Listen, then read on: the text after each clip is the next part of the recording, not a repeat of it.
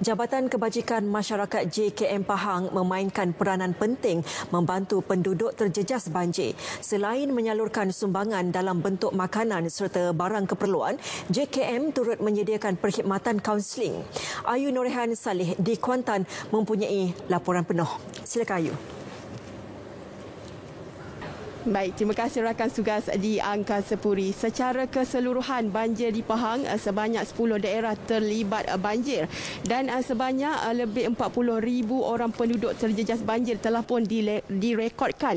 Dan sepanjang tempoh banjir ini, pelbagai NGO, orang perseorangan dan sukarelawan tampil tanpa henti membantu penduduk yang terjejas banjir. Begitu juga dengan kerajaan negeri apabila mengumumkan 3 fasa bantuan banjir ini, iaitu meliputi fasa sederhana, pelan jangka pendek dan juga jangka panjang. Baik, memperincikan lebih lanjut mengenai perkara ini, bersama saya ketika ini ialah Pengarah Jabatan Kebajikan Masyarakat Pahang, Encik Zul Khairi Zainal Abidin. Apa khabar Cik Zul?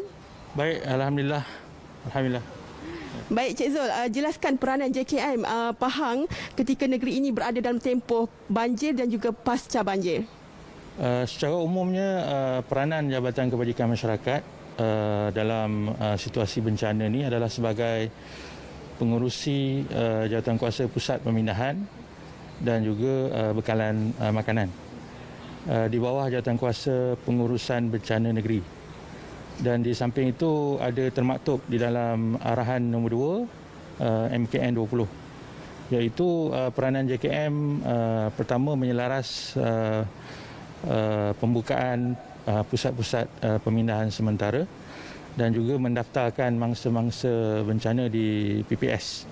Yang kedua, peranan JKM adalah untuk membekalkan makanan kepada semua mangsa-mangsa yang berada di PPS dan juga yang menghadapi masalah terputus perhubungan. Dan juga yang ketiga adalah untuk membantu masyarakat ataupun mangsa-mangsa bencana yang mengalami masalah emosi dengan bantuan-bantuan daripada aspek psikologi lah. Jadi secara umumnya 3 bentuk bantuan yang JKM membantu ketika bencana.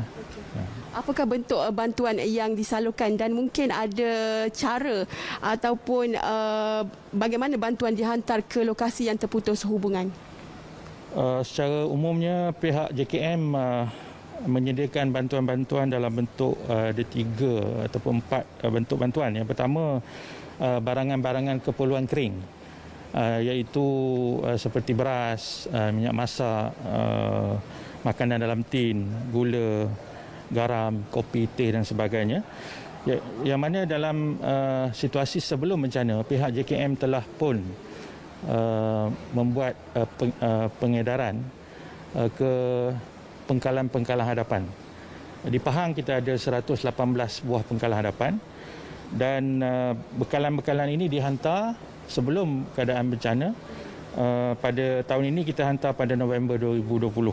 Tahun lepas kita hantar. Dan untuk bantuan semasa bencana, kita menyediakan bekalan-bekalan makanan yang saya sebutkan tadi di pusat-pusat pemindahan. Dan juga bekalan-bekalan makanan kering tadi kita juga hantar kepada penduduk-penduduk yang terputus hubungan.